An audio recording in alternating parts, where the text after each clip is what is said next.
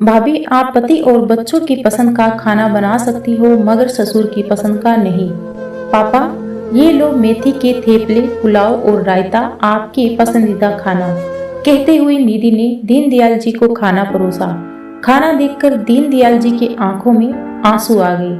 निधि समझ नहीं पाई पापा क्यों रो रहे हैं। निधि बोली, पापा, जरूर आपको बचपन के दिन याद आ गए होंगे। आप और माँ हमें ऐसे ही थाली में यह सारा खाना दिया करते थे। माँ को भी पता था कि पापा की पसंदीदा डिश कोई मना नहीं करेगा। और पापा, सबसे मजेदार बात तो यह है कि कब यह हमारी भी पसंदीदा खाना बन गया, हमें पता ही नहीं चला। आज माँ जिंदा होती तो कितना अच्छा होता। वापिस सभी बैठकर साथ में इस खाने का लुत्फ उठाते।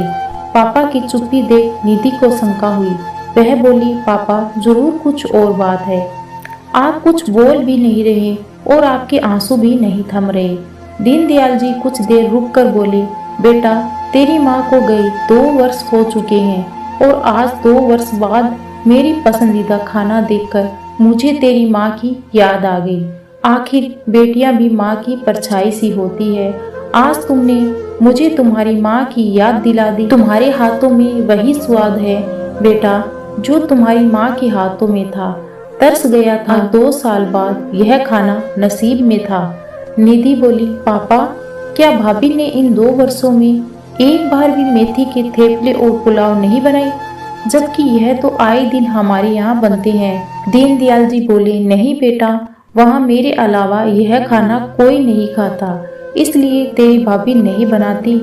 निधि बोली, पापा, मगर भाभी तो अच्छे से जानती है कि यह आपका पसंदीदा खाना है, तभी आपके लिए ही अलग से बना देती। दीनदयाल जी बोले, बेटा, मैंने 1-2 बार कहा भी, मगर वह बोली, मुझसे यह सभी के लिए अलग अलग खाना नहीं बनता। पापा, आपको इतना ही खाने का मन कर रहा है तो आप पास के किसी ढाबे पर चले जाइए और खा लीजिए। वैसे भी मुझे कभी अज्जी की पसंद का खाना बनाना पड़ता है तो कभी बच्चों की पसंद का। निधि बोली, भाभी पति और बच्चों की पसंद का खाना बना सकती हैं मगर आपकी पसंद का नहीं। दीनदयाल जी कुछ बोले। आज निधि को अपने पापा के लिए बहुत बुरा लग रहा था। 15 दिन बाद जब निधि अपने पापा को छोड़ने मायके आई तो वह अपनी भाभी रितिका से बोली, भाभी, आपने तो बाबूजी को खाने के लिए तरसा दिया। रितिका बोली, क्या हुआ दीदी? निधि बोली, कुछ नहीं भाभी, मुझे खुशी है कि इन 15 दिन में मैं पापा को उनकी पसंद का खाना खिला पाई। रितिका समझ चुकी थी कि निधि क्या कहना चाहती है। निधि बोली, भाभी, जब आपके पापा को आपकी भाभी खाने के लिए तरसा देगी तब आप समझ पाओगी कि आज मुझे कितना बुरा लग रहा है।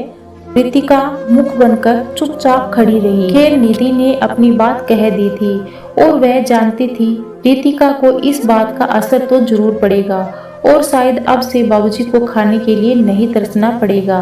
बुजुर्ग दंपति में से एक का भी चले जाना दूसरे बुजुर्ग के लिए कितना भारी हो जाता है, यह मैंने इस कहानी में दर्शाया है। इस पर आपकी क्या राय है, कमेंट्स करके जरूर बताएं। कहानी पसंद आई हो तो लाइक और शेयर करना बिल्कुल भी ना भूलें। चैनल पर नए हैं तो चैनल को सब्सक्राइब जरूर कीजिएगा। कहानी सुनने के लिए आपका बहुत बहुत धन्यवाद। मिलते हैं ऐसे ही नई पारिवारिक कहानी के साथ। तब तक खुश रहिए, स्वस्थ रहिए, मस्त रहिए।